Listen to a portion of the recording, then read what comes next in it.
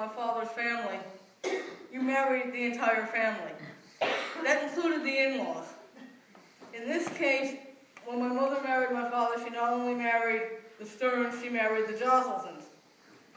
Well, it came to pass that Emma Josselson, who had been my aunt's mother, got too old to do the holidays on her own. And my mother, as the single, non-working female in the family, got detailed to help her prepare the Passover Seder. Well, Mom's idea of what to do there was a little bit different than Nanny's. First of all, she had to take the women shopping for fish. Now, I don't know if any of you have ever taken one of the older Jewish women shopping for fish, but they had to pick up each fish and look at it, because the eyes had to look at you just right to prove it was fresh enough. Oh, my mother used to tell the story how her father used to bring them home so they swim around in the bathtub until her mother was ready to use them, because they wanted them fresh. And we get mad at her for not taking a bath in there with the fish. Well, then came cooking dinner. Well, poor Nanny almost had a heart failure when my mother went to wash the chicken in the sink, because, don't you know, the sink wasn't kosher for Passover.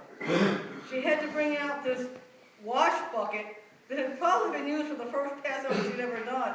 And everyone since, it was like my mother came home saying it was the most old and decrepit looking thing she'd ever seen. Although I'm sure it was clean because it was for Passover. Came running, going, use it!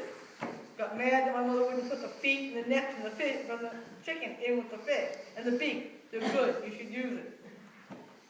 You know, these old people, they saved everything. Everything. Poor woman finally came to pass that the woman got too old to live in her own house anymore and had to move into Harbor Terrace. Once again, my mother was detailed to help her move. Mainly because my mother had more patience than the rest of the family.